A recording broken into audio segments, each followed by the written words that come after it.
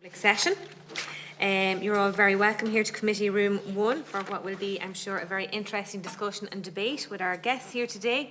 Before I do that, I have a little bit of housekeeping, and can I ask that the draft minutes of our last private and public committee meetings on the 13th and the 20th of October are formally agreed, and that there are no matters arising. Is that agreed, members?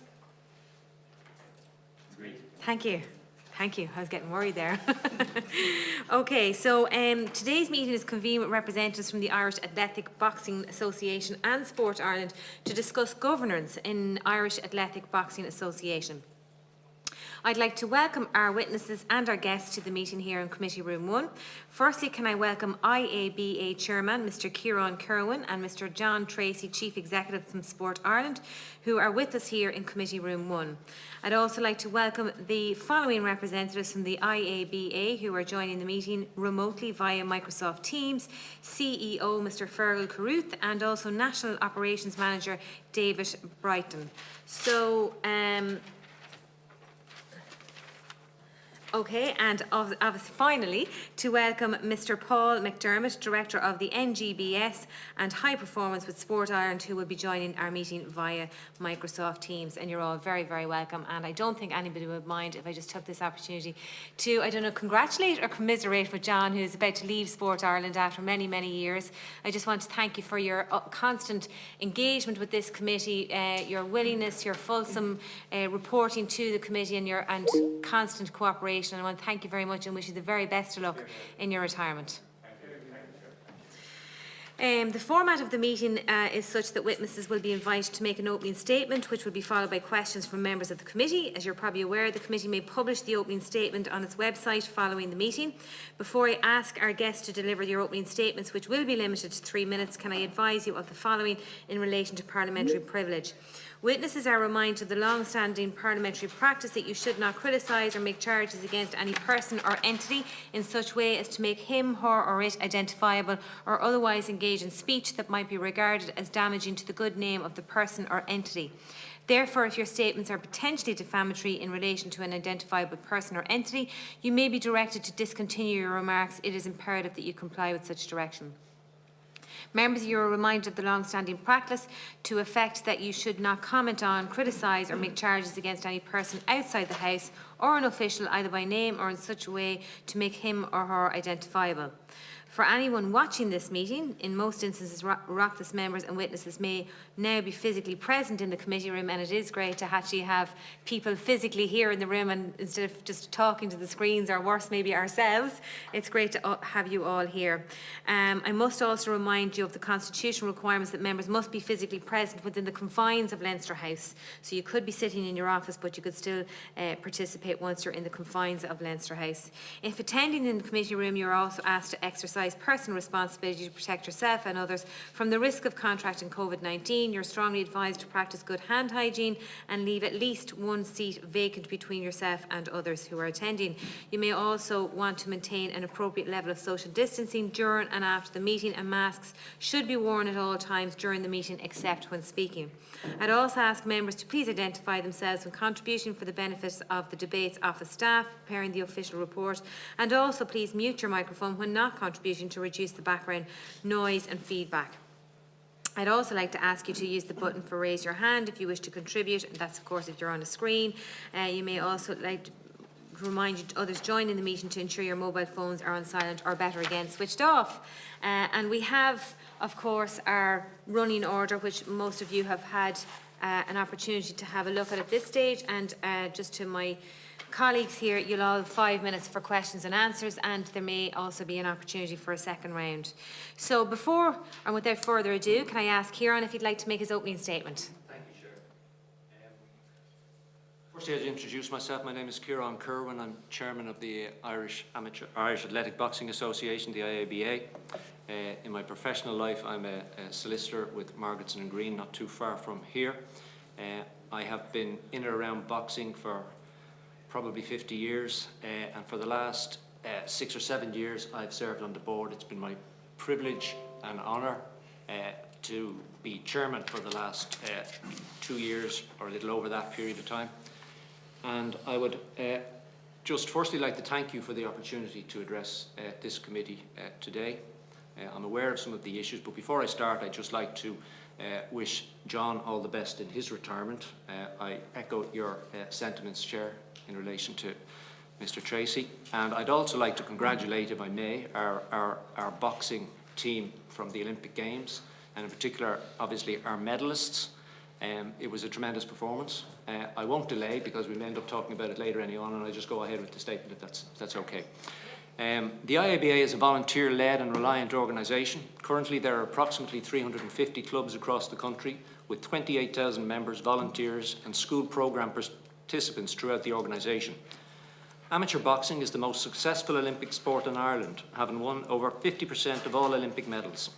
In the last 4 Olympic Games, our boxers have won 9 medals, including 2 gold medals. We are extremely proud of the success of our boxers and the pride and honour that our country takes in their achievements. Nonetheless, success at Olympic level is only one measure of the importance of boxing in Irish society.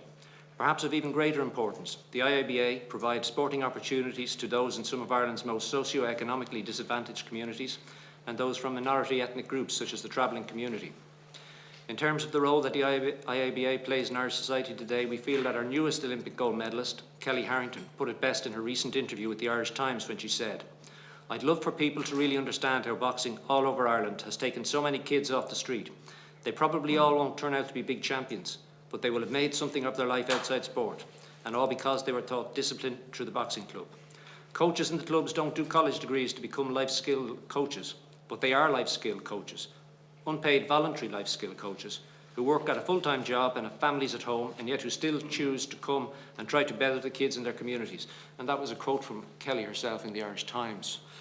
In addition to the above, the IABA has always been a 32-county sport, and we are very proud of the cross-community relations that were maintained in boxing throughout the conflict in Northern Ireland, where boxing people from both communities, nationalist and loyalist, continued to meet and participate with each other through a shared love of boxing.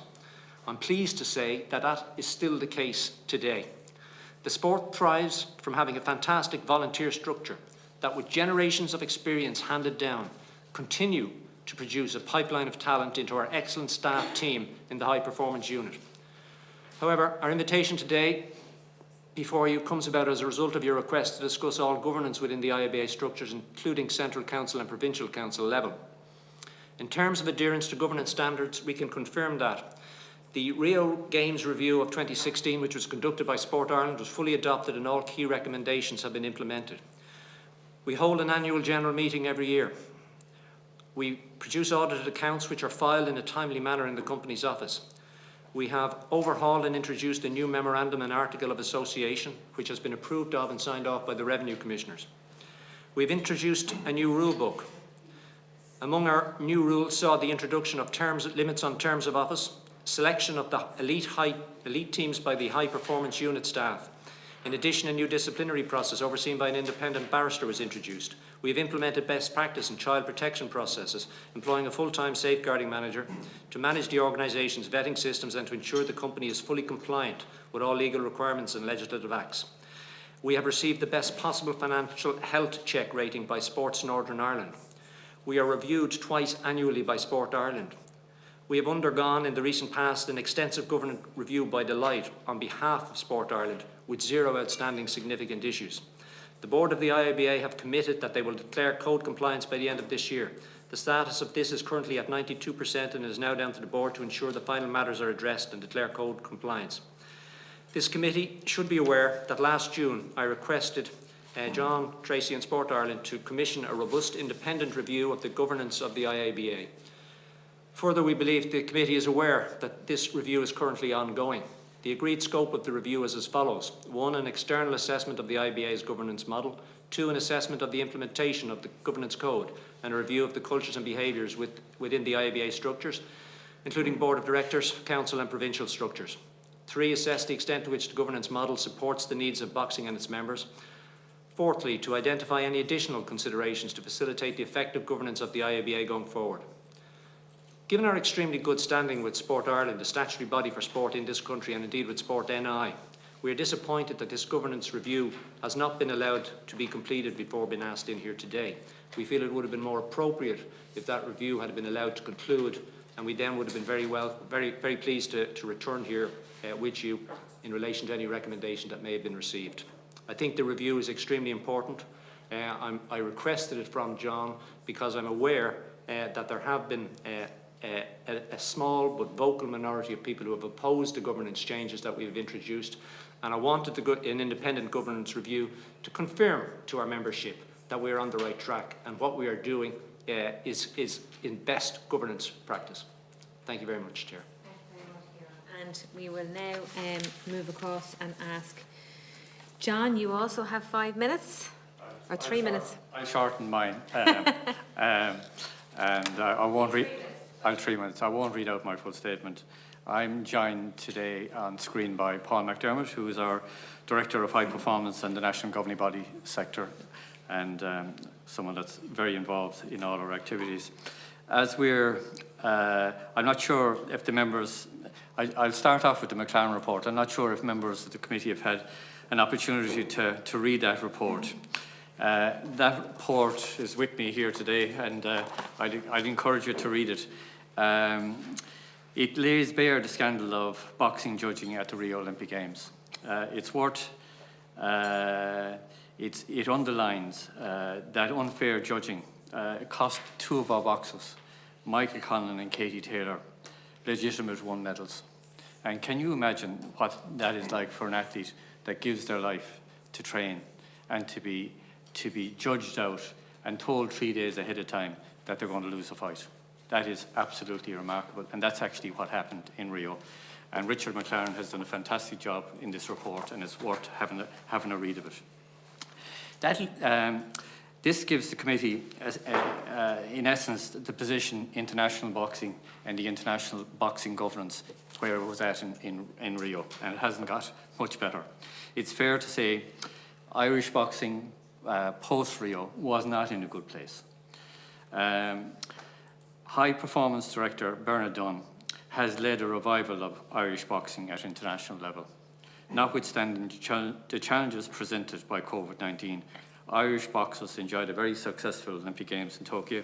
Under Bernard's high performance programme, delivered not only a gold medal and a bronze medal, but a number of outstanding performances through the Olympic cycle, including qualification of 7 boxers at the Tokyo Olympic Games, a magnificent achievement considering where they were, where boxing was post Rio. And as the Taoiseach himself said on Friday at Dublin Castle, Irish Olympians lifted the nation during the summertime, and that was really very, very badly needed.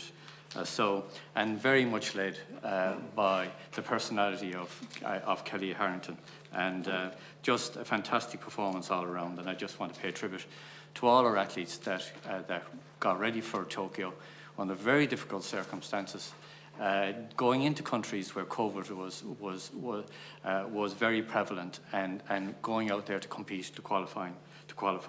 So I just want to pay tribute to all the team and our Olympic Federation for the fantastic work that was done to make sure we had a very successful Games in Tokyo. I want to also pay tribute to the high performance team in the IABA, Bernard, who I've mentioned, Zara Antonon, John Conlon, and all the boxers. Rarely has sports people achieved so much in such adverse circumstances. Similarly, we must compliment the executive and board of the IABA, facilitating and encouraging the work of the high performance unit over the last 3 years as well. And that's led by Kieran and Fergal Carruth. I think it's fair to say every 4 years there is noise within the system, and we know we have Central Council elections coming up at the end of November, so we have noise in the system. It's our strong view that it's time for Irish boxing to adopt a modern governance practices. In this regard, Sport Ireland has initiated a governance review at the request of the IABA. This work has commenced, it's well underway, and it's being conducted by Brian McInnes, who's conducting this review. Sport Ireland considers it important that this review takes into account feedback from grassroots of Irish boxing. The review is currently in consultation stage, and this process will last for 3 or 4 weeks. The full report should be completed before the end of the year. It's important to note it will be an entirely inclusive process into which all stakeholders will be given an opportunity to input. These include clubs, provisional council, central council, board members and staff members, it's imperative any recommendations deriving from the review is fully implemented.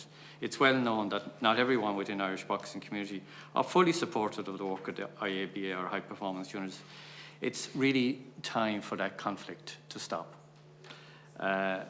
That's my opening statement. Thank you.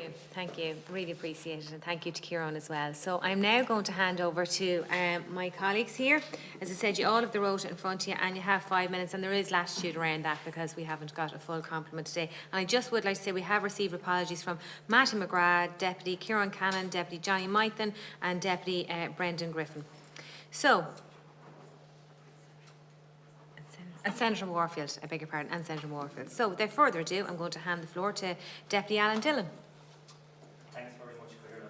I want to join yourself and my colleagues acknowledging and congratulating John Tracy on your success and your contribution to Irish sport, both as an athlete and as a chief executive within the Irish Sports Council and within Sports Ireland. And I want to wish you every success into the future, John, and thank you sincerely. As my time is limited, I certainly want to raise a few items today. My first question certainly is to the Chairman, Chris, and I want to, Kieran, and I want to thank you for coming before us today. I'm surprised, but probably not shocked, within your opening statement that you've failed to address the ongoing disruption of governance and organisational structure within the IABA. And caused by the vote objection in regards to the affiliation of the Leinster, Connacht and Dublin councils of the IABA. So what I'd ask now, if you could address the committee members in terms of how you as chairman intend to resolve the ongoing dispute and how the IABA intend to resolve it. You've asked a question right at the end, but you've made your statement earlier in your position. The reality of the situation is that we're an incorporated company. Sport Ireland had requested that back in 2007 and 2008. Prior to that, we were a federation, I suppose, or an association. We weren't governed by company law. Those changes were opposed by a minority of people within the organisation at that time, to the extent that a High Court action was instigated by members of the Dublin County Board at that time. And that action was unsuccessful. And we proceeded to become an incorporated company in 2008, and that's what we continue to do. As such, the Board of Directors is the governing body. In reality, and on the ground, the Central Council organises boxing at a national level. The provincial councils obviously organise boxing at a provincial level in their respective provinces, and that goes right down to the county board. Now, your question, I think, is addressing the fact that it has been well publicised by a particular journalist in a particular publication consistently over the last few months, that the Connacht, Leinster and Dublin county boards withdrew their support from the Central Council. Now, I don't sit on Central Council, as you probably would appreciate. Some of our elected directors sit on Central Council. But if you just let me finish, because I think it's important. The overall governance of the IABA is controlled by the directors. It is. Is that correct? That's correct. And do you have regular meetings then with the council, the Central Council? There would be regular communications. So, for example, on our board, we have the president sits on our board. The president of Leinster sits on our board. The nominees of the president of Connacht and Munster sit on our board, and the president of Ulster sits on our board. So there's a constant line of communication. There's no difficulty with the communication. What we don't do, and couldn't possibly do as a board, would be get involved in the day-to-day running of club boxing or provincial boxing or even the senior championships, which are the highlight of our calendar year, but are conducted and run by our Central Council. Now, what has happened in the organisation during the course of this year is that 3 of the units, the ones you named, Connacht, Leinster and the Dublin County Board, unilaterally, on their own terms, withdrew their support from a superior body, and the superior body reacted to that by seeking their expulsion. That came before the board, and the board, in accordance with our procedures, and proper corporate governance, referred that to our membership panel. It's not a disciplinary issue because it's a membership issue. It goes to a fully independent membership panel, where it is at the moment, and it wouldn't be proper for me to talk any further about it or prejudge what the outcome of that position might be. So as the national governing body of boxing that governs from grassroots to county to provincial level, you have led to expel these provincial councils. No, again, you just didn't listen to what I said. Yeah. What I actually said was, it came to the board. The board doesn't have a function in that other than to refer it in accordance with our rules and our procedures to the membership panel. The membership panel has nothing whatsoever to do with the board of directors. The board couldn't decide to expel somebody, and the board hasn't decided to expel somebody. Okay, what has happened is our central council has requested the expulsion of certain members, and that has now gone before a membership panel in accordance with our procedures. So on a statement on the IABA website in August 29th, it says the matter has been referred to the Board of Directors, to an independent membership panel, to consider the matter and to make the final decision. So who is making the decisions? The membership panel make the decision. It was referred to the board by Central Council. We then said it's not a matter for us, it's a matter for the membership panel. That panel was constituted by the board, and two members of the board who face expulsion agreed fully with that procedure, and agreed also with the individuals who I won't name here today who constitute that panel. And how is that independent membership panel made up, and who is on it? I'm not going to say who's on it because it wouldn't be fair to tell you the names of those individuals. They are individuals, they are two independent barristers and a governance officer from another NGB. That's what I can commit to tell you. And in terms of the process, how is the process in terms of resolving this issue proceeding? I think you're misunderstanding. The issue hasn't been determined. Well, there is an issue. There is an issue. Oh, of course there's an issue. Fundamental The reality of the situation is that a subordinate body withdrew its support from the governing body, our national governing body. Okay. I don't think they realised, to be fair to them, the consequences of that action. As John Tracy has pointed out, this is an election year. I think, as far as I'm concerned, it was electoral posturing to get a position. And it's as simple as that. They withdrew it and they didn't realise what the consequences of it were going to be. And they are now facing those consequences. so the retribution back is that you have... The retribution can't come from me or the board. Well, we've seen that there's been letters issued to all the county boards in terms of holding funding that has been actually allocated from Sports Ireland. Now, there was €725,000 allocated as part of the COVID-19 Resilience Fund. Resilience Fund, that's right. So ye have ultimately put a hold on that. So every grassroots club has suffered now as a consequence of the Board of Directors. You've got to clarify that remark. How much of it have we withheld? Well, you tell me. 10,000. 10,000. That's all. And have you... Out of that 700,000 that you mentioned, yes, it's 10,000. 10,000. And have you a list of all clubs who have received allocated funding? I'm not in a position to give you a list of the clubs who've received, but I can tell you. Well, in terms of transparency and good governance, You made a bland statement there that we would withheld and gave it the impression that we withheld 700,000. Of that 700,000, I said you were allocated 725,000 from Sporting Ireland. Do you accept what I'm telling you, that it's only 10,000 of that money that hasn't been distributed? Well, I'd like to see evidence, absolutely evidence. You don't accept it? Well, I do accept it if you show me I'm here today to try and help the committee. Well, of course, there's I come from a province in Connacht. I represent the people of Mayo, so I actually have somewhat representation to give on this issue. I've no difficulty with that. You'll be aware, of course, that the president of Mayo, the presidency of Mayo changed this year. The president of Mayo was in situ for over 30 years. Yeah. And you're on the Board of Directors since 2015. Correct. And you became chairman in 2019. Correct. So you understand the process here? I do. Absolutely. So we're looking for answers to actual genuine questions. I'm happy to give you any answer, but I'm not prepared to go into a situation where you make a statement where you say resilience funding was withheld, as if we were doing it as some sort of retribution. Sorry, it's on hold. And the letters speak for themselves. We've got copies of these letters that were issued by the IABA.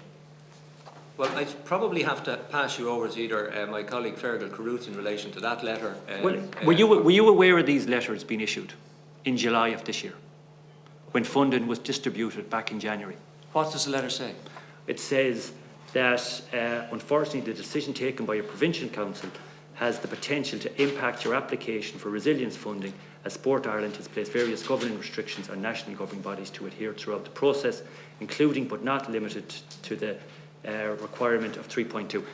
There's a number of issues there. There's a number of issues that have been highlighted in this. Well, can I just say? So were you aware of these letters? Yeah, were you aware of these letters being issued? I'm aware that letters were issued, but I'm also aware of the following, which you didn't allude to. You represent Mayo, and I understand that, and I appreciate your position, and I know where you're coming from. But I also represent in this Parliament. I accept that, but national. I accept that absolutely. But in relation to Mayo, are you aware that Mayo? Sorry, not Mayo. Are you in relation to Connacht? Are you aware, or were you made aware, that Connacht not only withdrew its support for the officer boards, it withdrew its support from the board of directors? That's correct. They were the only province to do that. When they were asked to produce evidence of the correct procedures being followed at their meetings, what was on the agenda, when was it proposed, who seconded it, no documentation has been forthcoming. And there was an election in Connacht, as you're probably aware, this year as well. The day after the election, they gave us back a one-liner telling us that they now recognise the board. No other explanation, no further explanation. And can I ask you just my final question in terms of the commitment to add an additional 2 members to your board of directors, Yes. which was approved in 2019? Why hasn't that come to fruition? When you say yet? it was approved, what do you mean? Well, was it agreed at the AGM back in 2019? No, it wasn't on the agenda on the AGM in 2019. What happened when 2019 was a new rule book was approved. Okay. And that new rule book, amongst many other things, encompassed the potential appointment of 2 further elected representatives to the board, yes. That process was conducted, and in accordance with our procedures, the candidates who put their names forward went to our nominations, HR and nominations committee. But unfortunately, they didn't reach the criteria standards that were set for those appointments. In terms of corporate governance, we have to adopt a position where we have the skill sets, the required skill sets, be they legal, financial, corporate governance. Unfortunately, in this instance, the applicants didn't meet it. The matter still hasn't been resolved. It can be resolved, and you've talked to me about trying to resolve matters. It can be resolved, but the only way that candidates that are there at the moment can be brought forward for election is if we reduce or change the criteria. Now, the danger of change. Draw a line under that, Mr. Yeah. Chairman, if that's okay. And just to remind our guests that this slot is for the members to use their 5 minutes in terms of question as much as possible. So if we could get answers rather than statements, but I do appreciate there's some work to be made through these. Just the additional 2 members to the board. Is there gender balance in terms of who will be represented? We're very weak on the gender balance, I have to say, as a board, and traditionally we have struggled in that regard. In light of our 2 most high-profile athletes, being Kelly Harrington and Katie Taylor, absolutely. You still don't have female representation on your board. No, we don't, and it is a problem, and I can see that. Yes. Thank you very much, Deputy Dillon, and we'll have to move on, but hopefully we may have time to come around for a second line of questions. Can I invite in virtually, please, Deputy Imelda Munster? You're next up. Okay, thanks, Chair. And firstly, congratulations on your recent Olympic success. It was a fantastic achievement. Can I start off first? There's a feeling amongst some of the grassroots that the IABA Board of Directors and Central Council, that there's a disconnect between leadership and grassroots, that there's a very poor relationship there.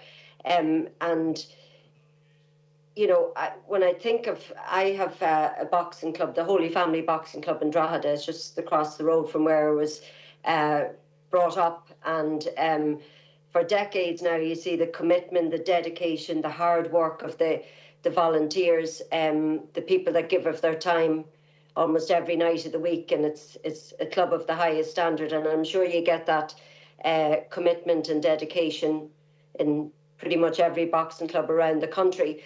So it's to have that feeling of total disconnect and such a poor relationship there.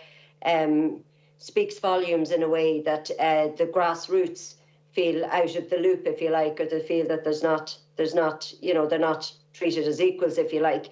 Now, John Tracy from Sport Ireland had said that he's compiling the report, will be finished by the end of the year, and there's consultation with all members, and that's to be welcome.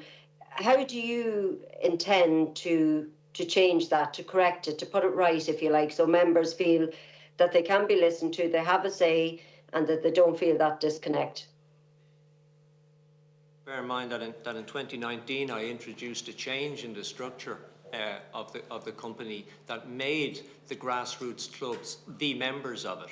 Prior to that, the only members of the company were in fact the board of directors, Deputy, and that change was very significant. There was a roadshow that went on for 2 to 3 years. There was 15 to 20 draft rule books, all encompassing that. But the big change was that the clubs are now the members. The clubs have the ability to vote. We have a majority of boxing representatives on the board. I have never appointed an independent director in my tenure. My predecessor, Joe Crystal, never appointed his full complement of independent directors. So you have a majority of directly elected boxing representatives on the board. Now, do you accept that more needs to be done, if that feeling is there? I do because right across the country. Yeah, I do. I don't think it's as widespread as you're portraying it, but I do think that there is a significant part of our membership that don't quite understand the implication of the changes and the fact that they now have full control over the company because they are effectively the members or the shareholders of the company. And that was one of the reasons why I asked John Tracy and Sport Ireland to commission a report so that the changes that we've introduced could be examined, they could be ratified, or they can be amended. Anything in the company at the moment can be changed. The rule book can be changed.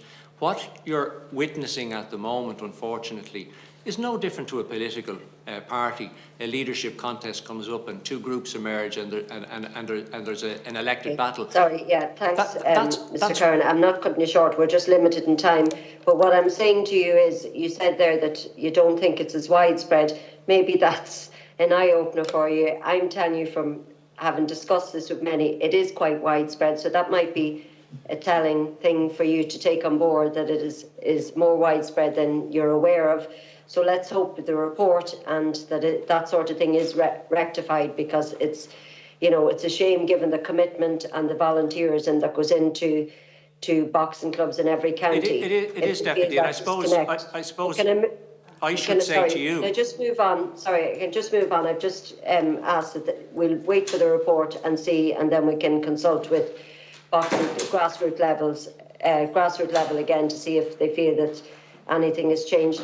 Do you accept that the IABA has governance deficiencies? Now, I'm looking for a yes or no answer to that, please.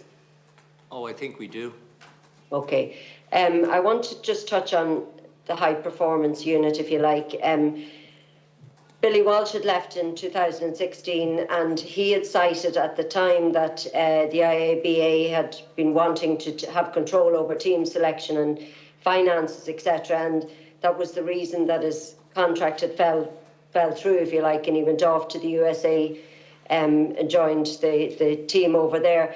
Now, some might say that you risk losing another very successful high-performance director again over the same issues. So could I ask you, who selects teams at high-performance level? Is the director of the HPU or are others involved? No, it's the director of the HPU. Okay, there's no others involved whatsoever. No, the high-performance unit has sole control over the selection of all senior elite teams. Is that the high-performance director or the unit in itself? I think the high-performance director does it in conjunction with his head coach, Zor Antia in particular, and obviously John Conlon. John Conlon would be the assistant head coach. He's based primarily. So how many are on the high-performance, are in the high-performance unit? Oh, staff-wise, I think we have involved in the decision in selecting teams. Well, how many are involved? Well, I have to say, as chairman, I don't get directly involved in it at all. So I think. No, but you'd know the number if it's not just the director of the HBU. No, Is it ultimately. the director solely, Yeah, or are there a number of people? Well, what I can answer is ultimately it's the responsibility of the Director of High Performance. Right. But there's others involved in that decision too. Naturally, he's not the head coach, so the head coach would be heavily involved in the selection and So you have the recommendations director of the HBU and the head coach. of the HBU. Yeah. Yeah, and that'll be it. They would be right. Can I ask you, do you have confidence in Bernard Dunn in his position as high performance director? I have, Yes or no? no, I can go better than that. I have absolute confidence in Bernard Dunn. I should lay my cards on the table, Deputy. Okay. I chaired the interview selection panel that appointed him, and I'm pleased with the results. Okay, sorry, it's just time is up the minute. You've answered the question, you've said yes. But can I ask them, why was he only given a 2-year contract that ends over a year before the Paris Olympics? What was the reason for that? The reason for that was that there were a number of members on the board who wanted to give him a 6-month contract, which in effect would have been an absolute vote of no confidence in him prior to the Olympic Games. It would have had a devastating effect on the morale of that unit. I insisted that he be given a longer term, and I wanted him to be given a term to the Paris Olympic Games in 2024. That was what I had pursued. That was what Bernard himself wanted. I shouldn't say the name, but the high performance director wanted. I know Sport Ireland were incredibly supportive of me in that stance. Ultimately, like many things, a compromise had to be reached. The compromise that I managed to have passed at the board, despite resistance. Okay, if I can just again, once you answer the question, because time is of the essence, just to keep it as short as possible. Amanda, if you could make this almost the final wrap-up, it'd be great. Sorry? If you could come to near the end of your question, because we're way over time again. Yeah, just a couple there. There were media reports that he's been on leave since August. Is that correct? Sorry? And also that there were reports today, actually, that there was a complaint that he made about this SWOT analysis position paper that was circulated. Yeah. Now, I understand both yourselves and Sport Ireland have said that the analysis was completely without merit. I'll just get you to clarify that again. But could I ask, was it discussed at a board meeting in February that led to the 2-year contract being offered? It came to our attention, I think, in February or March. I can't exactly. I know it came to the Sport Ireland's attention at the same time. It was brought to my attention, and I read it to the board, and I told the board, and I rubbished it, and the board, despite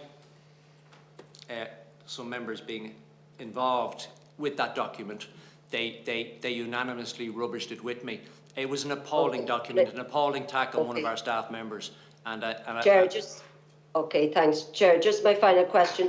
Was the paper shared by the board members, and who wrote the SWOT analysis? The SWOT analysis was anonymous, and nobody has admitted to writing it. Did you investigate it? We are investigating it. There's a current investigation on our disciplinary process. We have certain information on it. We know whose fingerprints are on it, or handprint, should I say, in an IT sense. So we're making progress, but it's slow, and there's been no admissions. It's anonymous, and it really shouldn't be given credence. And even discussing it here gives it a certain legitimacy, which it does not deserve. It was an appalling attack, not just on our high performance director. It was an attack on our unit. It said our high performance unit was out of touch with modern coaching methods. And I think the answer that they gave in the Olympics, remember, in the Olympic Games, we didn't only win 2 medals, one of which was a fantastic gold medal and a bronze medal. 6 of our 7 boxers were either won medals or were beaten by a medalist. It was an extraordinary achievement, despite that attempt. I know you said it was anonymous. It was anonymous, but you know, it's under investigation at the minute. But it's hard to credit that you don't actually know. No, it is, because it wasn't. Nobody has taken responsibility for it. I'm not saying I don't have suspicions as to who was behind it. But I don't have the proof as yet, and it is now not a matter that I can comment on any further, because it is forming part of an independent disciplinary process with an independent barrister who does this work for us on a pro bono basis. Thank you very much. I'm going to have to conclude that piece and move on. Thank you, Deputy Munster. Senator Shane Castles. Thanks, Chair. Welcome to both our witnesses. Ciara, you started by talking about your opening words that the organisation is a volunteer-led one, which it has been for a very long time. I suppose that a lot of discourse here already is, I suppose, focusing on that, finding that balance between the volunteer-led side and the high-performance side as well. Just looking at in terms of the overall expenditure and the audited accounts for 2019 was 3.3 million. How much of that 3.3 million went on the actual support for boxers, and how many boxers were supported financially during that period? Well, John probably has the figures for that. Okay. Just so you have, in 2021, Sport Ireland allocated 500,000 to core. High performance got 770,000. There was additional funding of 65,000 on top of that. Okay, but John, can you just jump in? That would cover though everything in terms of the staff, employees, everything in terms of the actual. Yes. The core covers that. Okay, so but just in terms of the question was very specific in terms of how much was the support for the boxers, please. 328,000 in 2021. In 2021. Okay. But what I just say, the high performance piece is a big part of that. Yeah. Because they cover a lot of the costs of the boxers as well. Okay. And we, of course, we have the institute, Sport Ireland Institute, where all the boxers train on campus. It's the facility that's there for our boxers is second to none. It's world class. How many boxers were supported under that 328,000? I wouldn't have the number off the top of my head, but it would be mainly people on international world class and podium. Okay, so we're talking a dozen, 2 dozen? You're talking a dozen. A dozen, You're talking a okay. dozen, yeah. Okay. Again, just looking at figures from a decade ago, when there was nearly 600,000 spent on 44 boxers, and that's my point in terms of the expenditure and the focus on that. I'm glad you've asked me that question, because what we did some time ago was at that point we were funding juniors and developmental people as well. And what Sport Ireland decided, made a policy decision that we'd leave the governing body themselves decide that. And that money would go into the high performance budget of the NGB. And that's what happened with all the NGBs, including boxing. So the money that we had allocated for juniors and developmental people went into the high performance budget, and therefore the IABA can fund and make sure that look after the juniors and developmental people. Okay, so I suppose, Kieran, that's the nub of the question here in terms of the focus. Has that been potentially a wrong decision in terms of the pure focus on the elite side rather than the wide diaspora of the membership as well? I think that's a very good question, but I think it's also a question that isn't unique to boxing in any manner, shape or form. I think you can take any sport in the country. You look at the difficulty in the GAA between club players and elite county players. You look at the difficulty in the IRFU between the clubs in the rugby league compared to the provinces. But I do know, and I think I know the point you're making, it is one of the reasons why club members can feel a certain disconnect. We have over 360 clubs in the country. We don't tend to have huge clubs. They tend to be thinly spread and small clubs with small membership bases. We've about 1,600 coaches spread throughout the length and breadth of the island. But the reality is most of those coaches, of course, won't have the privilege or pleasure of actually coaching somebody to elite level or that high. But I think, and this is really important, and I really want to make this point, the success of our elite athletes repays us in leaps and bounds by bringing in other children who wouldn't otherwise join our association. We are a minority sport. We're not a big sport. We're not the most popular sport in the country by a long shot. But to have local heroes like Kelly Harrington, like Emmett Brennan, you can go right through the country, not just in Dublin. And that is what attracts. They are local. They are absolutely rooted in their communities, those clubs. So just harnessing that success, because any major sporting organisation would use that in terms of then the commercial side. And you said, you're a minority sport. How much is being taken in through sponsorship and the major sponsors that are actually backing the sport at the moment? Now, we've always had difficulties attracting from our very inception, and I don't know whether it's because our sport is so rooted in working class and in many cases underclass that they don't want to associate with it, or whether there are other reasons. You'd have to ask them, but we have never been successful in attracting large-scale sponsors. But I will say this to you, even in the USA, they have been unable to attract large-scale sponsors of boxing. It is not unique to Irish boxing. You cited the senior championships as a pinnacle in Yes. terms of the actual sport, and something I remembered as a kid as well. Yeah. In terms of actually the scenario for the sponsorship for that, where is the status of that at the moment? Well, there's a sponsor for that at the moment, all right. But I mean, and then we would have, that sponsor has changed over the years. News outlets would have been our major sponsor. That has been sponsored. And of course, we look for television coverage. Sponsorship towards the senior championships in terms of the participation of the elite boxers in those senior championships as well. Well, that's a different question, and I think. Well, I'm just saying, I'm posing that as a follow-up. No, yeah, no, it is. I mean, it has been my own personal view, and that's all I can really give here. Like you, I have been going to the senior championships since the late 1960s. For over 50 years, I've attended them. This year was the first year that I can remember. There must have been others, but this was the first year that I can remember that I didn't attend, and I didn't attend because of COVID restrictions. My function there would have been ancillary to the event. John has been a guest at our senior championships on many occasions, but the reality of it is, I have always held the belief that our senior championships should be the preeminent, and all our fighters, including those in the high performance unit, should be entered into the senior championships. And that's actually undermining the actual sport that you're promoting, and then harms the actual potential for sponsorship as well. A bit like in a lot of ways, the IRFU forgot about their own club game, and that suffered and diminished as a result as well. Is that happening within the sport of boxing? I can give you an example.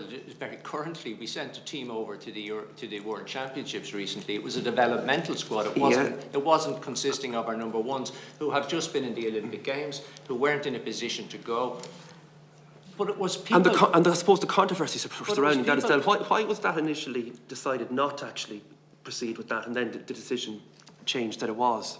Well, we all expected a team would be selected. Obviously, the coaching team and our Olympic squad had just come back from the Olympic Games. You accept that, I'm sure. And it was because the Olympic Games had been scheduled for last year, they were delayed to this year, and the World Championships. The World Championships have never been held within 2 months of the Olympic Games before. So that was an issue.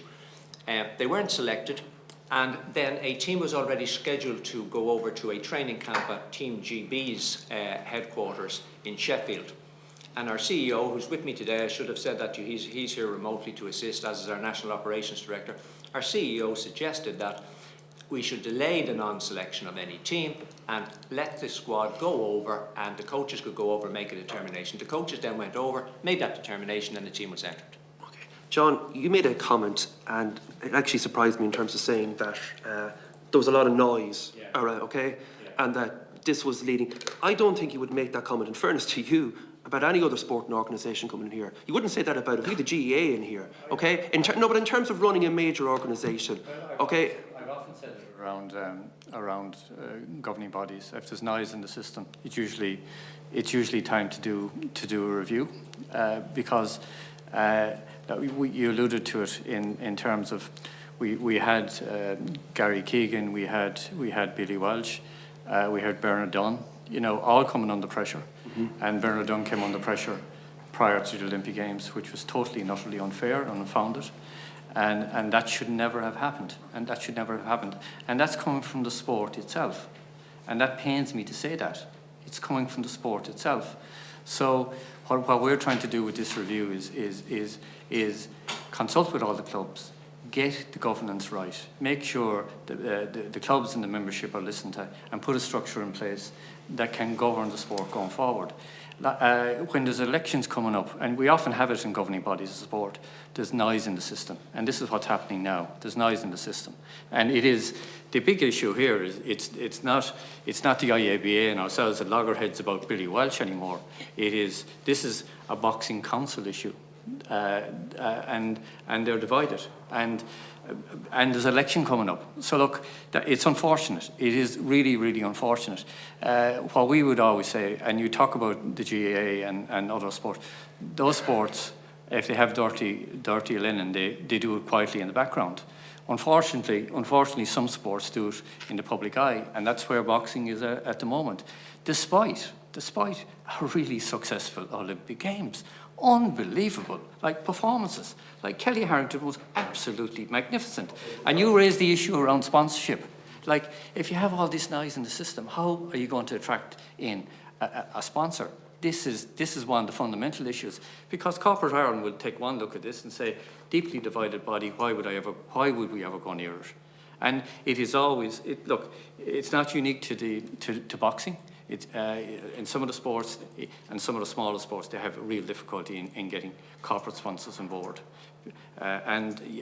So look, I believe that maybe there's an over-focus on the higher element then of the sport in terms of that balance of expenditure, rather than the spread of money that maybe was there prevalent. And I accept that you're trying to introduce a policy which maybe comes under pressure from national media and whatever, that you want to see people do well at major championships and where the expenditure is focused, but that as a result of that the amateur ethos that Kieran spoke about at the very outset has been maybe surrendered to a point as well, and that those smaller financial supports that were put in place hitherto in decades past are not as prevalent there to actually help those people as well. What I'd actually say is this, is that if there's a young boxer coming up, they're identified as potential people that can make it at an elite level. There is a system there whereby the coaches, they have developmental weekends and all that. So those type of things, steps are there for them. And if they make it up to the elite level, they're training full time on the campus. So there is that stepping stone. They have the national championships whereby they can make that step up. The squad that went off to the World Championships, some of them put their names on the map as well. So they're natural then to move into that. So if you have the potential, the mechanism is there to be identified and move on to the next level. And my last point on that is that like 750,000 is spent on high performance, and a lot of that competition is for junior and development people to go overseas to compete, to prove their calibre. Thank you very much. I'm not doing very well today, gentlemen. We've only four speakers done and we're an hour into, but I want to make sure everybody gets an opportunity. So that's why I have shown the latitude. Can I invite in Deputy Christopher O'Sullivan? You have 5 minutes. Wasn't where I was next. Try hard. Thank you very much. First of all, I'd like to concur with the sentiments of congratulations towards you, John. You know, I still get a bit starstruck, to be honest. We don't have that many medalists in athletics, and you know, we all grew up knowing exactly who John Tracy was. But anyway, enough of that, the platitudes, but just to say well done, and it's an absolute pleasure. So 2 questions, and the first one is boxing related. I come from West Cork. It's not exactly a boxing stronghold. Yeah, we're with hurling, I believe. Football, yeah, exactly. You're spot on. But it makes sense that it isn't a boxing stronghold in many ways. The very few clubs that we do have are somewhat underfunded. I think it's fair to say they scrape by on fundraising, on whatever finances they can scrape together. And there is, believe it or not, despite the fact that I said at the outset that it's not a stronghold, there are some young female boxers in particular who are really starting to come through the ranks, and inspired by, of course, Kelly and Katie and many others. So I guess my first question to you would be directed to you is you know, what is being done to infiltrate those rural areas, because I think we should accept that. Well, it appears to me that it is very much urban based. Many of our more successful athletes have been urban based. What are we doing to reach out to those smaller clubs in rural areas that are trying their best to encourage young people to get into boxing? You know, how are we funding that, and is there a plan for the future? With this, there's probably more money being put in at club level than ever before. Despite that, obviously it's never enough from our perspective, and I do understand the point you're making, and it was a point I alluded to earlier myself. the clubs are spread. They aren't just in the cities. We have clubs, in terms of Mayo, we have a club in Gisala, which is about as remote as you can get, a very successful club which has produced many champions. There tends to be traditional pockets, but that's always reliant on a coach, usually from that area, who brings a certain expertise or has a certain level of commitment to the sport. Maybe it's often passed down generation to generation. If you talk to our CEO, Fergal Carruth, you can talk about his father and his brother, and his father had taken over from Brian Kerr, the Republic of Ireland's manager father, Frankie Kerr. There's a body of knowledge that is often in these clubs, including the rural clubs. I'm most keen to get as much money as we can at local level, because that's, believe it or not, the point you're making. That is where we can discover the champions, and I noticed you referred to female participation. It has been a tremendous boon to our sport, the female participation, the increased levels. We haven't got it at the board level at this stage, and as I conceded, it's a difficulty for us. But in terms of the prospects going forward, and even in the last Olympic Games, our women, you had Michaela Walsh, who's the sister of Aidan Walsh, and you had Aoife O'Rourke, both European medalists, and they were real potential medalists at those games, and I'm confident that they again will be potential medalists in Paris in 2024. In terms of the rural one, Cork is a very good example. Cork City was a real hotbed and stronghold of boxing for many years. In fact, our Taoiseach's father was heavily involved in boxing in Cork City, in one of the most famous clubs in Cork, the Glen. But it is something that we're always keen to do. And I will say this to you. Our boxing club, the number of our boxing clubs have increased. We now have over 360 boxing clubs. We have 28,000 participants in our sport now. In 2007, we had 10,000. So boxing has grown. Yeah. And just to finish on that point, obviously West Cork got a bit caught up in the success of the rowers, which was amazing. But we took just as much joy and pleasure in Kelly's success in particular. And I just think there's an opportunity, because there's an appetite out there now. People are interested in boxing on the back of Katie and Kelly in particular. And I think there's an opportunity there to expand. John, just very briefly, my last question is for you, and it's a non-boxing related question, but it's not often that I'll get this opportunity. This is probably my last opportunity to quiz you on this. Are you aware of freestyle kayaking? Freestyle kayaking. Kayaking. I am aware of it. Yes. I want to tell you about an incredible athlete that we have in West Cork. Her name is Anisa Donovan. Not related to the rowing O'Donovans, no, but Anise is a freestyle kayaker.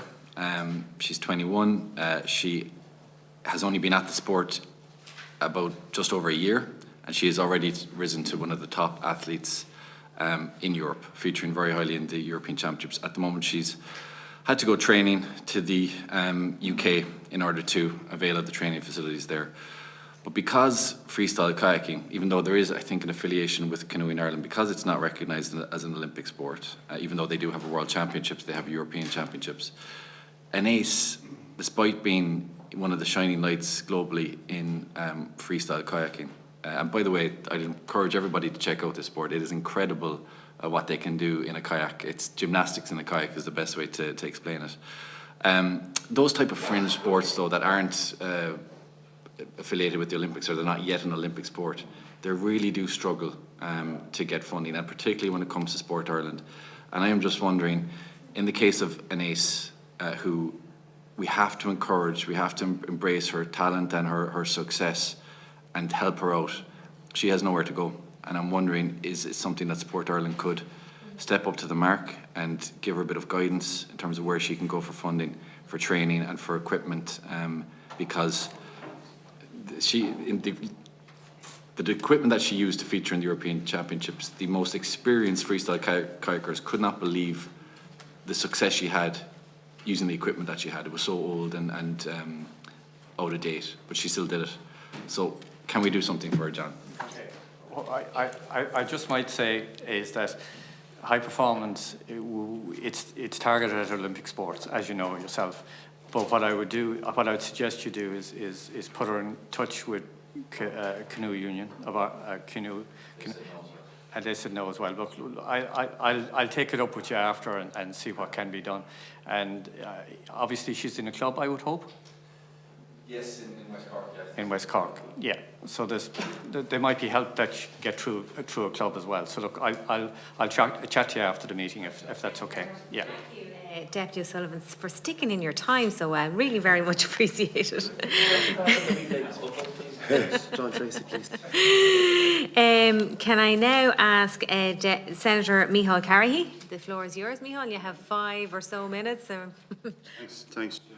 Welcome our witnesses, and just to concur with the comments for John Tracy, and I want to wish you well. Maybe it's something prior to finishing, maybe you could come into the committee just and give a general review of sport in general across all the various sports. I think that might be something worthwhile for information for us that are on this committee. Okay, here I thought this was my last meeting. No, just a quote actually from Billy Walsh. I have to say, US boxing have been fantastic. Being allowed to do your job and people having respect for you, it's an amazing feeling to be able to work in that environment. And that's comments that he made there recently. I think it's the first time he spoke since the debacle a number of years ago when we lost, was probably one of the best boxing coaches in the world, and it was all over contractual decisions that were made it untenable for him to stay here, and they were decisions that were put forward by the IABA. In your report, opening statement, you accept that there are governance issues, Sport Ireland have said it, within the organisation, and they have been there for a long period of time. And I think it's only following this committee highlighting these issues that then a governance review was looked for from the IABA during the summer. I'm disappointed that the review has been carried out by the same person that carried out the previous review in Rio. I think it should have been somebody more independent, separate, that hadn't been involved, that should have done the review. That's just an opinion. And just in relation to... We didn't pick that individual, just to be clear. No, I I said Sport Ireland. I said it should have been a totally independent review, and it should have been somebody else carrying out that review. But has done a similar review of the same organisation, so I just felt... There's a limited number of people that do these reviews. Yeah, and we were asked for this at short notice. Okay. Yeah, I'm just glad you clarified that. Yeah, the chart notice, yeah. Yeah. And just in the last comment you made, I think you're disappointing, as someone that's elected here, that you were disappointed that this review was not being allowed to complete it before being asked in here today. We represent the Dáil and the Shannon. We're here to represent the taxpayer, the people that fund the organisation, and we're entitled to ask questions and give our views and our opinions to any review that's been done.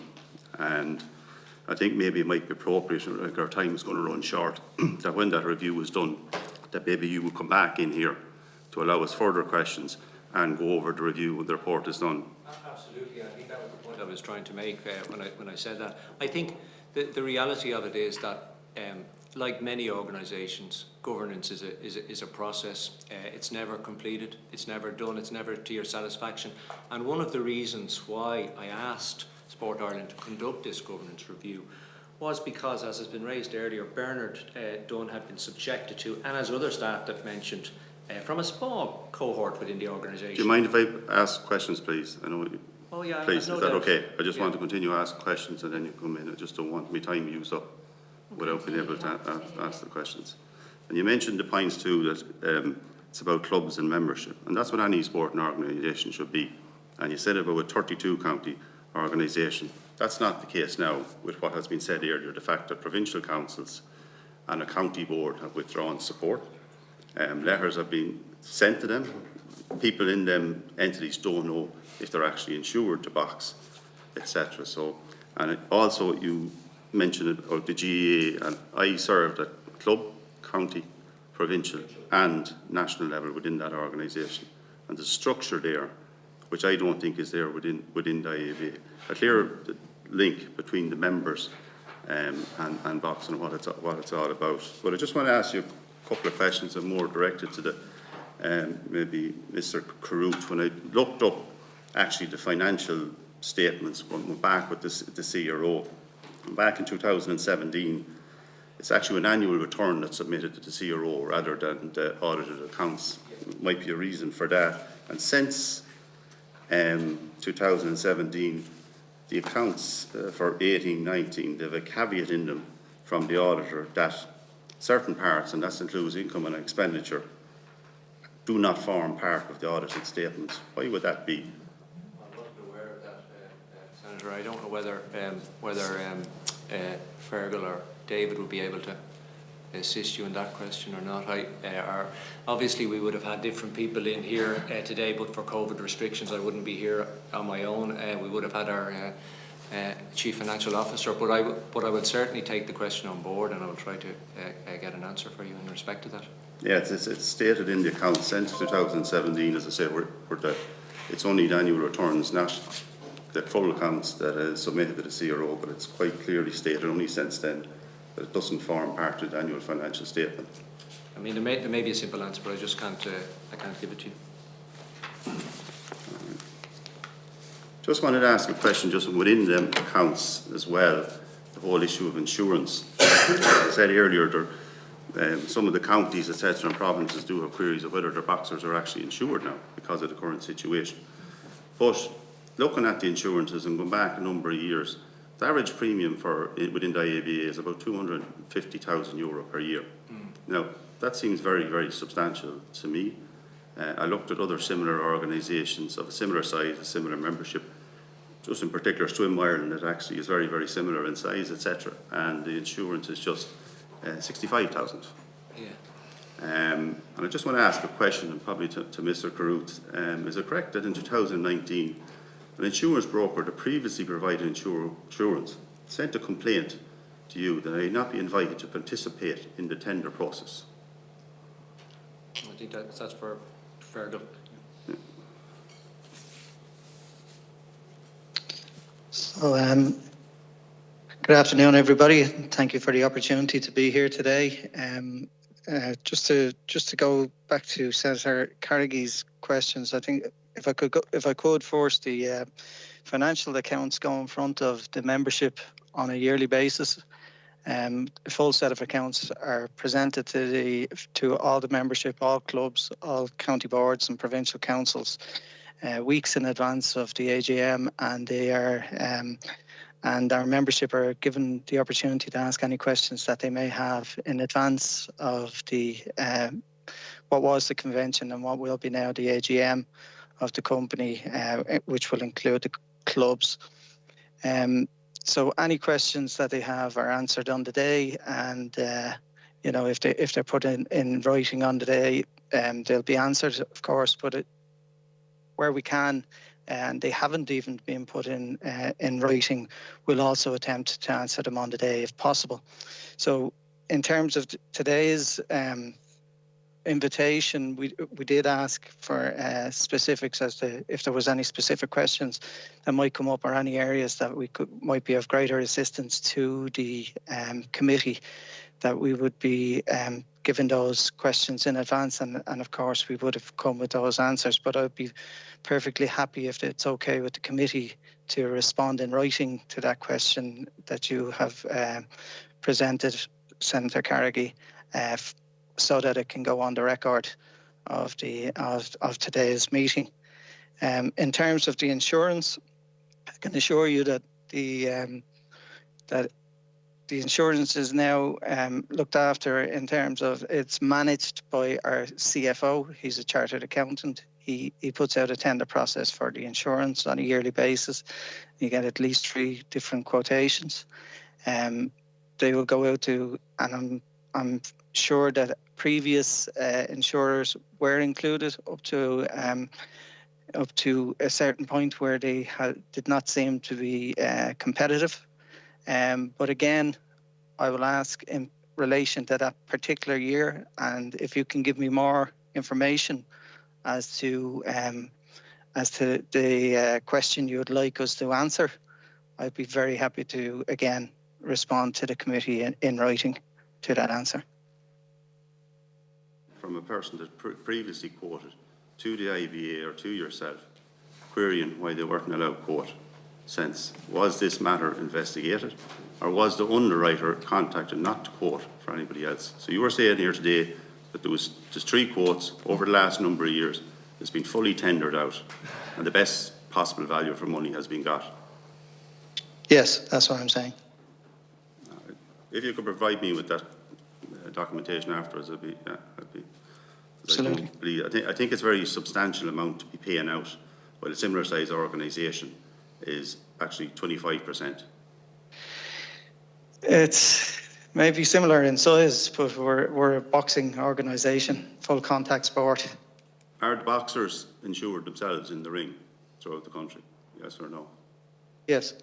So all boxers are insured, fully insured in the ring as part Well, of that premium. it's a very detailed policy that we have in place. I'd be happy to share that with you also. But if the boxer is injured within the course of the bout, if we're running the event in line with the full rules of the organisation, well then yes, the boxer will be insured. Thank you. And just with regard to this, there seems to be a lot of boxers basically leaving that amateur setup over a long number of years and graduating to the professional ranks. Yeah. And like the significant investment being put by the taxpayer into this, how can you explain this high migration of boxers from the amateur ranks? It's my understanding that there was a pathway advisory group set up with fully paid people in place, yet we seem to have a situation where we have large numbers of our boxers leaving prior to the full Olympic cycle going. Can you explain what that be, or who is that person that is in charge of that, and what would be the reason for it? The simple answer to that is that boxing, unlike a lot of the other sports, we only run amateur boxing. Most sports in the Olympic Games are the end process of that sport. In boxing, you have amateur and you have professional boxing.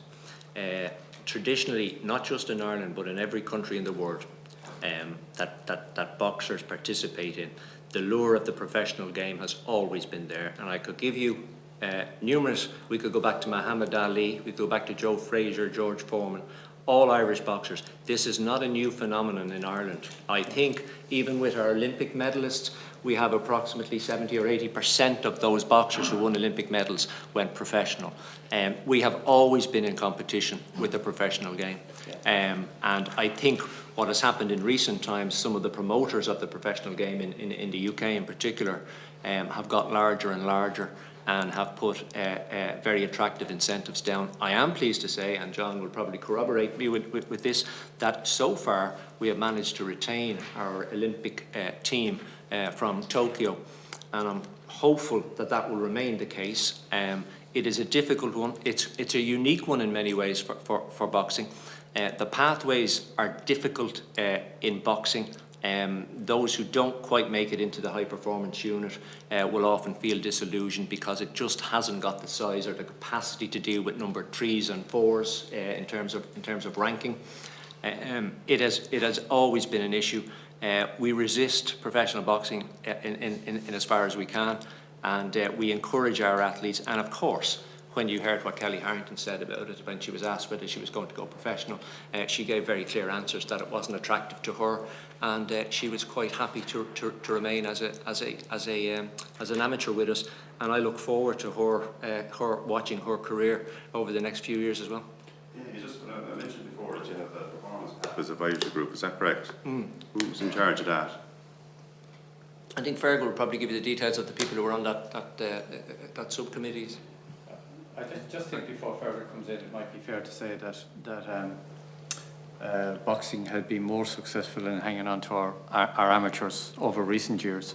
It was more a bigger problem maybe 10 years ago when a lot of the amateurs were leaving maybe a year before the Olympic Games and what have you. So the investment was, as we would see it, we didn't get an Olympic cycle out of them. Now we are actually getting Olympic cycles out of them, and what we're basically saying is that if you go to your Olympic Games, you can prove what you're worth in terms of if you want to go pro after.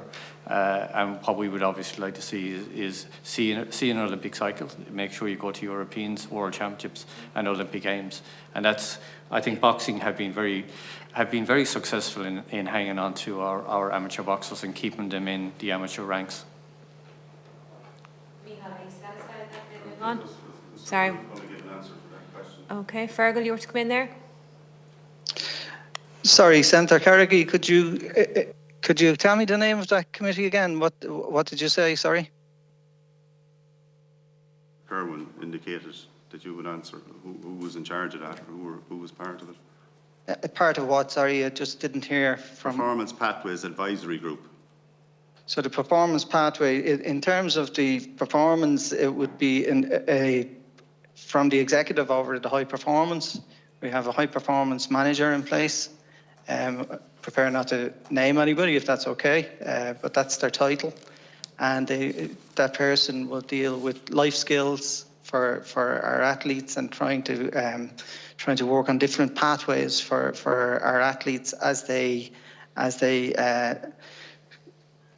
I suppose mature within the team, and then preparing them for leaving the team at the end of their boxing careers. So it's a high performance manager. Would it be right to say that a significant number of people are leaving that and going into the professional ranks? Well, I think Kieran put it very well, and he set out the tone that there's a lot. It's always been a case in amateur boxing that boxers will want to go to the Olympic Games and eventually onto the professional circuit. 62% of our teams since the 92 games of the teams, and they're not medalists. The teams 62% went professional.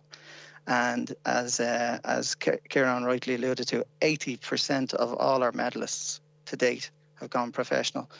But with the help of Sport Ireland, I think we can make a significant impact onto that. And I think this is a great start with Kelly Harrington and Aidan Walsh choosing to stay amateur to date. But choosing to stay amateur, and hopefully that will be the catalyst for many more successful amateurs to stay in the amateur profession for at least a longer period of time. Thank you. And thank you, Senator Carrigan, for those questions. I'm now moving on. Just to be mindful, we've only less than 10 minutes left, and we have a guest here with us today, Deputy Chris Andrews. I want to make sure he gets in. Before you, Deputy Andrews, I just want to bring in Senator Malcolm Byrne. Thank you very much, Chair. And like colleagues, John, I want to wish you well on your retirement. I think I mentioned to you before, one of my fondest childhood sporting memories is as a kid watching you rounding the corner in the stadium in Los Angeles. And I think you have made an enormous contribution, both as an athlete but also as an administrator of sport. And it is important that is put on the record. I was very conscious as well, Ms. Cronin, you said about, that boxing, it's a volunteer-led organisation. I know the boxing clubs in my own county of Wexford, they make tremendous contributions within local community. I've also seen, I was fortunate, I was at the London Olympics. I saw Katie Taylor's, winning fight, how she inspired people. But crucially, being from Wexford, you'll also appreciate that Billy Walsh has been an inspiration to so many young boxers, as indeed of all our medalists and Olympians, not just the medalists. And my concern was back in 2015 when Billy, who gave so much to the sport, he felt he was treated very badly. There were a lot of issues that arose around boxing at the time. And indeed, Sport Ireland and Kieran Mulvey stepped in very quickly and, within 24 hours was asking for answers. Billy Walsh still feels that he was treated badly at that time, but obviously he's moved on in the interim. So obviously there was a lot of controversy around boxing back in 2015, and we're now seemingly back here again. And I guess the concern is, and others have mentioned, some of the other organisations, and the experience of NGBs. But the only other organisation, and it hasn't been mentioned, where I've encountered grassroots organisations grumbling to the same extent about what's been going on at senior levels has been the FAI. And I suppose I'm going to ask maybe John to give us assurances that what is happening in boxing at the moment is not the same as what had been going on in the FAI. if there are any lessons or parallels to be drawn. And I think the second question, which is crucial, which is about moving on from here, and I appreciate the reviews that are happening, and I know there are disagreements, but I want to see all the boxing clubs working together as part of a national organisation. Most importantly, that the athletes are supported, but also that within our communities, that boxing clubs are supported. So my question is, and we know and colleagues have raised all the difficulties that are there, yes, structures can be changed, but what confidence building measures are going to be put in place so that whoever the members of this committee are in 4 or 5 years' time, that we're not going to be having a discussion or debate around boxing again the same way as happened 5 or 6 years ago. I think I could probably answer that in collaboration with John.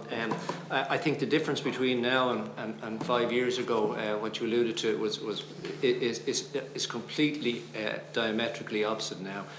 We enjoy, and I have enjoyed, in my tenure as a director and and particularly as chairman, a close working relationship with John and with Paul McDermott, who have been of great assistance to me. We have rebuilt the relationship. I would like to think it's a relationship now that's regarded as a symbiotic relationship, that it's mutually beneficial to Sport Ireland and indeed ourselves. And as John alluded to earlier, there has been more money put in at club level now than ever before. I will be pressing very hard that remains the case. I believe, and this is really important, I believe, and I said it earlier and I have to keep saying it, we are a volunteer-led organisation. Boxing would not exist in this country without volunteers. The high performance unit would disappear. And what I will say is that I think and believe that all those bridges can be mended. This is a difficult time, as John said. It's an election. You're politicians. You know how factions develop, even within your own parties. These things happen. They change. People come together. At the end of the day, most people in boxing are absolutely passionate about boxing, and above all else, about their boxers. Many of them are father figures to their boxers. It is an extraordinary sport. It has, as John said, made an enormous contribution. Well, could I ask you, sorry to interrupt, just conscious on time, but I was very conscious when, Alan Dillon was raising the issues abound, in Connacht, and this is obviously the same in other areas, and I don't want to rehash that, but I suppose the question is, those people are as passionate about boxing as you are. Can they be brought back into the organisation? Of course they can, but what you have to remember, Senator, is this. Change is never easy. Corporate governance to achieve the required standard is never easy. And we can't, as an organisation, continue in a situation where you have somebody in a powerful position, whether it's a provincial president, for 20 or 30 years. It's just not good. It causes blockages in the system. It leads to other people not being able to come in. And, by the way, it leads to the disenchantment that you're talking about. I'm hopeful that this review will show that we're on the right path. We need to do more, and this is the way we should be going. We weren't slow in the last 4 years, as John has already said to you. We weren't slow to adopt the recommendations from the Rio report in 2016. We adopted all of them. We have 0 outstanding issues. We've followed our strategic plan to 2020. This is not an organisation that's in disarray at a top level. There are splits, and there are difficulties, and there are factions, and there are strongly held views. But the organisation as a whole has been moving in the right direction. And there is absolutely no way we could have achieved the success that our high-performance boxers achieved in Tokyo if our organisation was as dysfunctional as some people tried to portray in the media. And you've got to bear in mind, you're all politicians, you all watch the media, you've got to bear in mind that all of those stories, almost bar none, are emanating from the same source. Okay, if John, particularly with, this isn't an FAI situation, you're going to give us this assurance.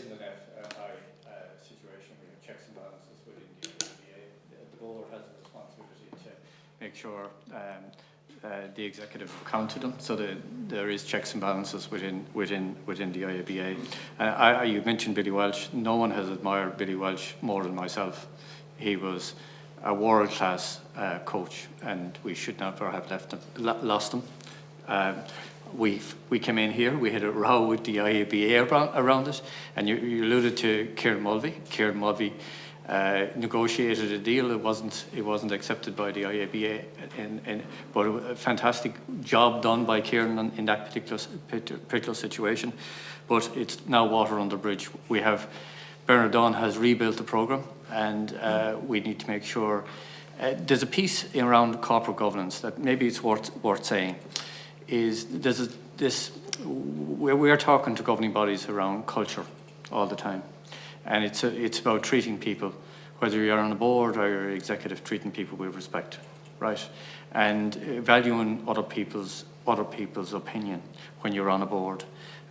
Most of us, Kieran included, give their time freely, and that needs to be respected.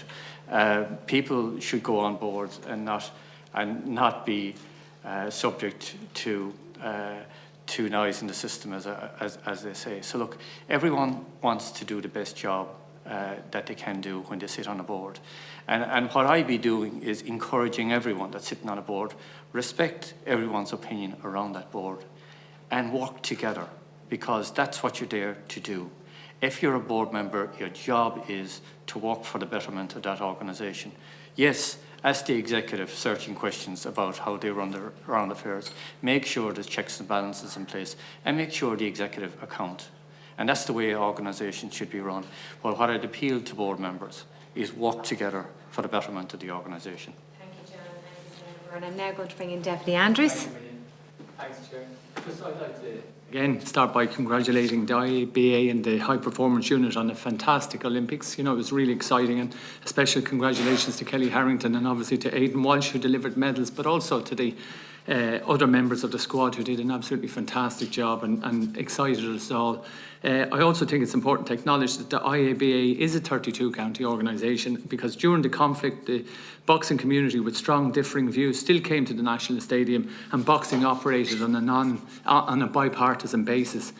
It seems to me that the IABA are here as a result of what's I heard being described as noise and disputes, but also I would feel is political interference. And I understand that as an organisation, you know, they will always have internal differences, and they are entitled to argue and disagree, and that's of course always going to happen. But equally, it needs to be done within the rules and observe proper corporate governance. A lot of this conflict has its roots in and since the Examiner article, which reported the president of the IABA, Dominic O'Rourke, reported Fine Gael councillor Andrew Duncan to the Gardaí for breach of COVID rules. And I'm not sure where that investigation is, but maybe Deputy Dillon or Senator Carrigy could update us on where that investigation is into Councillor Duncan, his colleague. I'm just Deputy Andrews, can I just say, yeah, I was just a bit, Deputy Andrews, you're here as a guest, and your opportunity is to our witnesses here, not to other members. It's inappropriate and not the place for it. So I'd ask you to withdraw that and direct your questions towards our guests who are here to answer questions. All right. The governance is part of the terms of reference of this Oireachtas Committee. Yeah, absolutely. We're quite entitled to ask and do that. I didn't say you weren't. Withdraw your comments, please. Please withdraw your comments. What comment? Which comment? You directed a comment to me. To say what? What was my comment I said? The chair asked you to withdraw tell me which comment you want me to withdraw. I made a number of remarks there. You did make a political charge towards... comment on some investigation we had actually... Yeah, that was reported in the Examiner, and I asked that it would be... Deputy Andrews, can I just ask you to use your time with our witnesses? All right. So, as a result of a complaint that was made by the President, there was a counter-complaint, and now here we are in the committee. Senator Carrigy is regularly reported in the Independent for looking for the IABA to be brought into this committee. So all of this suggests to me that this is a dispute that has been politicised by a Fine Gael senator and a Fine Gael councillor.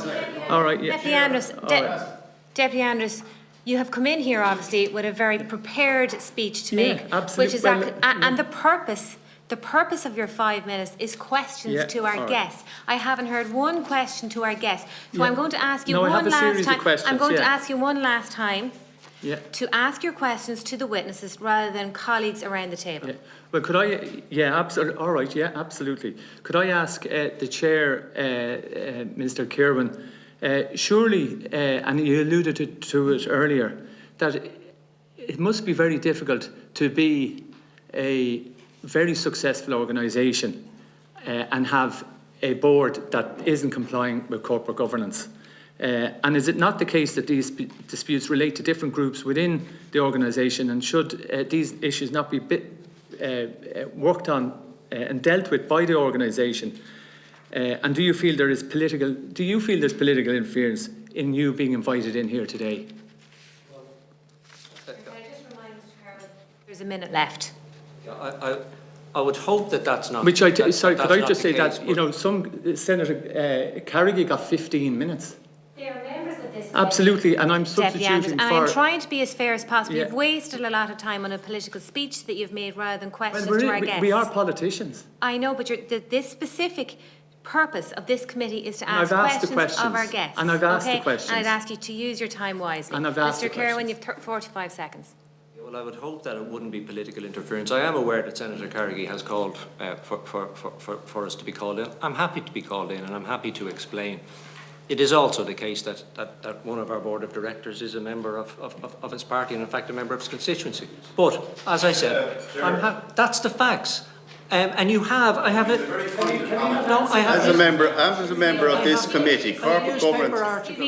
Excuse me, I read the newspapers as well. He has been consistently calling for some. Mr. Kerr, can I just make a point here, an observation, okay? All of us as committee members of this committee, as we do in any committee, have the obligation and the duty to invite in any organisation we want. And it isn't a fair charge to make that one specific is trying to make a political issue. All of us, all of us in our sessions have the opportunity to make our requests if there's organisations we have, and I think that's the most unfair comment. However, the time has run out, but if you want to make one last point. I'm aware that one of our directors is a member of his constituency, and it's his party constituency. That's all I was going to say. My final point. Sorry, Mr. Chairman, as a senator, I don't have a constituency. I come from Longford. Well, you're Longford Westmeath. I come from Longford. I was elected on the Industrial and Commercial Panel. I know if you want to make the argument, I'll go into the argument with you. I think you know what I'm talking about, but I'm not going to go there. Can I just say one final thing, Chair, and this is really important. Almost all of those articles, and I know politicians read the media all the time. Most of those articles have come from one particular source. And I'm just going to. And I have to say, I'm somebody who's very objective because I have no. But I'm just going to make one quote from him. This is the article. This article was written the day before one of our boxers boxed against the world champion in the Olympic Games. And in it says, so far, this is how it begins, so far the Irish boxers have failed to catch a break in the Kobukan Arena in Tokyo. Sadly, long gone are the days when Ireland punched above its weight in sport at Olympic level. In truth, Ireland possibly overachieved by getting 7 boxers on the plane to Tokyo. And just to compound matters, the majority of the fighters got the equivalent of the draw from hell. That's the same journalist. That was undermining one of our boxers in the middle of the Olympic Games. We do punch above our weight. We have continued to punch above our weight, and as John said, we are the largest contributor to Irish success on the international sporting stage. I just want to make that point. We are also incredibly proud of the work that our volunteers do in their local communities. They are some of the most socio-economically deprived communities. In many cases, there is no other sport available, Chair. Onto your statement here at the end.